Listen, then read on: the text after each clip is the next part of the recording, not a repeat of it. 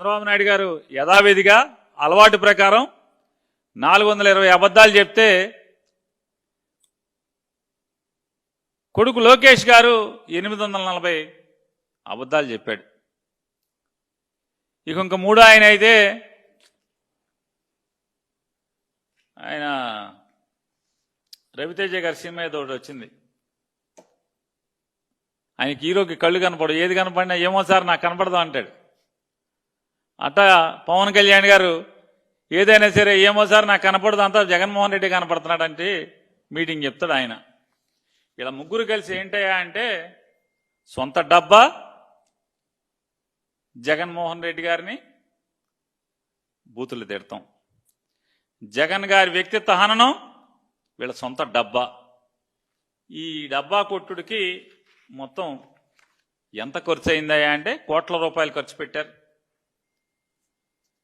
వాళ్ళు ఈ మీటింగ్కి వచ్చినటువంటి ఈ 100 మందో వీళ్ళ స్నాక్స్కే లక్షల్లో ఖర్చు అయిపోయిందని చెప్తున్నారు సచివాలయ ఉద్యోగులు. నిన్న సచివాలయానికి వెళ్తే ఇక దాంట్లో మొదలుపెట్టి వీళ్ళు ఏం చెప్తారా అంటే ఇది మాట్లాడినటువంటి నారా చంద్రబాబు నాయుడు గారు, నారా లోకేష్ నాయుడు గారికి నేను ఛాలెంజ్ చేస్తున్నాను. మీరు ఇటువంటి తప్పుడు రాతలు రాసి తప్పుడు మాటలు మీ మీటింగ్లో మాట్లాడి మీకు ఎదురు కూర్చున్నాడు ఎవడు కూడా ఒక్కడు కూడా ఎదురు ప్రశ్న మిమ్మల్ని వేయని వారిని కూర్చోబెట్టుకుని ఈ ఓకదంపుడు ఉపన్యాసం చెప్పి ఇట్లాంటి తప్పుడు రాతలు రాసే కంటే మేము మిమ్మల్ని ఛాలెంజ్ చేస్తున్నా. 2014-19 లేదా 2019-24 లేదా 2024-2025 ఈ సంవత్సరానికి గాను డెట్ సస్టైనబిలిటీ ఏంటి, ఎవడి ప్రతాపం ఏంటి, ఎవడి స్థితిగతులు ఏంటి, మా పరిస్థితి ఏంటి, లేదా మీ డొల్లతనమా, లేదా మాది డొల్లతనమా, మీది గొప్పతనమా ఛాలెంజ్ చేస్తున్నాం. చంద్రబాబు నాయుడు గారు వస్తారా, లోకేష్ నాయుడు గారు వస్తారా?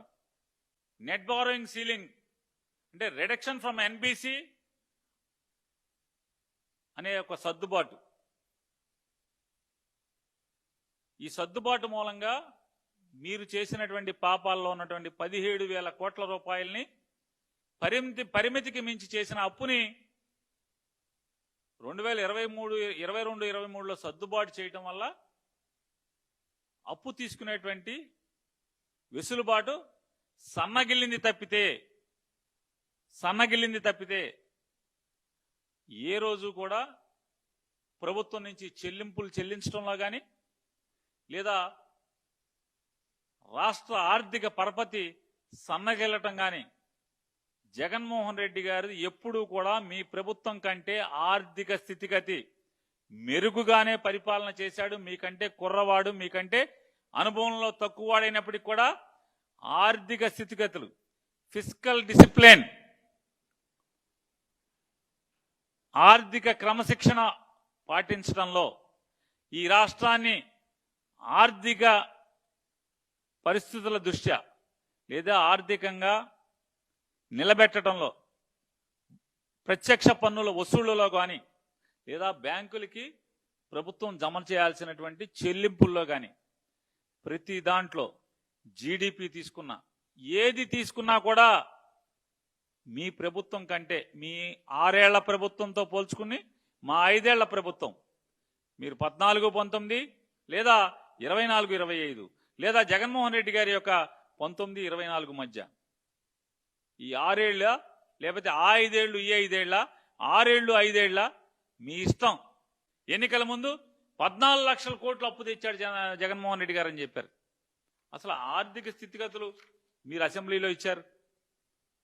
మీ ఆర్థిక మంత్రి అసెంబ్లీలో తన నోటితో చదివాడు, ఇది రికార్డులో ఉంది. ఏముంది?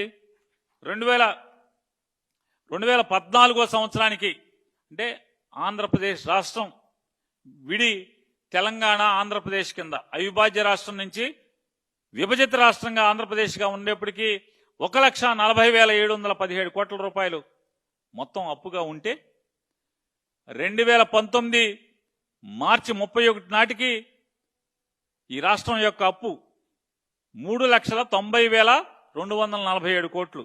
అంటే పాత 1,40,717 దాంతో కలుపుకుని 3,90,000 అయితే చంద్రబాబు నాయుడు గారు జగన్మోహన్ రెడ్డి గారికి అప్పచెప్పేప్పటికీ 2,49,350 కోట్ల రూపాయలు 5 ఏళ్లలో మీరు చేసినటువంటి అప్పు. మరి ఎంత శాతం పెంచారు అప్పు? 1,40,000 కోట్ల రూపాయల నుంచి 2,40,000 అంటే 2,50,000 కోట్ల రూపాయలు అదనంగా మీరు చేర్చి జగన్మోహన్ రెడ్డి గారికి అప్పచెప్తే జగన్మోహన్ రెడ్డి గారి ప్రభుత్వంలో మేం చేసినటువంటి అప్పు 3,32,000 కోట్ల రూపాయలు అయితే ఈ రోజుకి చెప్తారు 10 లక్షల కోట్ల రూపాయలు. సిగ్గు ఎగ్గు అనేది లేకుండా నిజంగా భగవంతుడు సిగ్గు కూడా పెట్టలేని పరిస్థితి వీళ్ళకి, ఇన్ని అబద్ధాలు ఆడటానికి. ఇవాళ నేను రాస్తారు, created a burden of 10 lakh crore debt. ఇంత దిక్కుమాలిన రాజకీయ జీవితం కావాలా మీకు?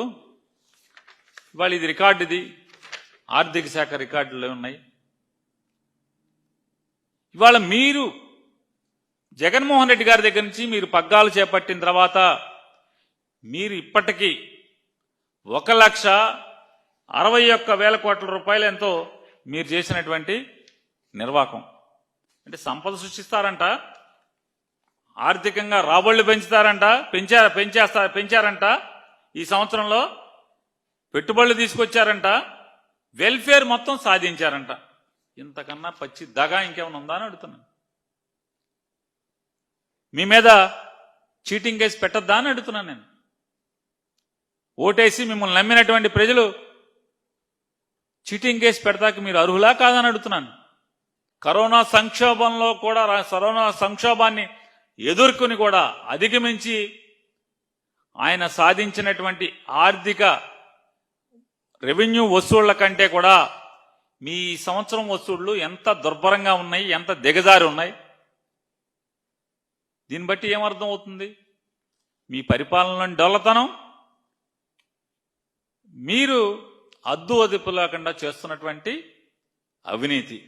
బాండ్ చంద్రబాబు రాసిచ్చినటువంటి బాబు షూరిటీ భవిష్యత్తు గ్యారంటీ, ఇద్దరు ఫోటోలు, కుడిపక్క ఒక ఆయన ఫోటో, ఎడం పక్క ఒక ఆయన ఫోటో.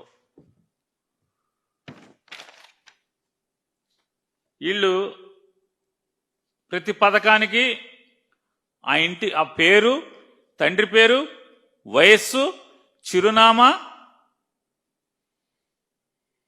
బూత్ నెంబరు, జిల్లా, వాళ్ళకి సంవత్సరానికి ఏ పథకానికి వాళ్ళ అర్హత, వాళ్ళ ఇంట్లో ఏ పథకానికి వాళ్ళకి అర్హత ఉంది, సంవత్సరానికి ఎంత వస్తుంది, అన్ని పథకాలు కలిపి 5 ఏళ్లకి ఎంత వస్తుంది.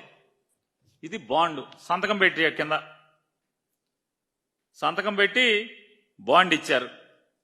ఇద్దరు సంతకాలు పెట్టారు. పవన్ కళ్యాణ్ గారు మీరు కూడా పెట్టారు సంతకం. ఇద్దరు సంతకాలు ఉన్నాయి. ఫోటోలే కాదు, సంతకాలు కూడా మీ ఇద్దరే ఉన్నాయి. సంవత్సరంలో 3 బండలు ఇస్తా అన్నారు, ఒక బండే ఇచ్చారు కదా. మోసం చేశారా లేదా? మీ బాండ్ ఇచ్చి షూరిటీ అన్నారు, గ్యారంటీ అన్నారు. 3 బండ్లల్లో ఒక బండే ఇచ్చారు. తల్లికి వందనం ఎగ్గొట్టారు, ఆడబిడ్డ నిధి ఎగ్గొట్టారు, ఫ్రీ బస్సు ఎగ్గొట్టారు, ఇంకా బోళ్ళనున్నాయి ఎగ్గొట్టినాయి. దీపంలో 3 బండ్లకు ఒక బండ, 2 బండ్లు ఎగ్గొట్టారు. ఆడబిడ్డ నిధి ఎగ్గొట్టారు, తల్లికి వందనం ఎగ్గొట్టారు, అన్నదాత సుఖీభవ ఎగ్గొట్టారు, ఆడవాళ్లకి ఫ్రీ బస్సు ఎగ్గొట్టారు. 50 ఏళ్లకే బీసీ, ఎస్సీ, మైనారిటీ వీళ్ళకి 50 సంవత్సరాలకే పెన్షన్ ఇస్తా ఉన్నారు, ఎగ్గొట్టారు. నిరుద్యోగ భృతి ఎగ్గొట్టారు. ఇవన్నీ ఎగ్గొట్టారు కదా. సంతకం మాత్రం ఇద్దరిది సంతకం. సిగ్గుపడకుండా అవన్నీ ఇచ్చేసామని చెప్తున్నారు. ఇది మోసం కాదా అని అడుగుతున్నాను పవన్ కళ్యాణ్ గారిని, చంద్రబాబు నాయుడు గారిని.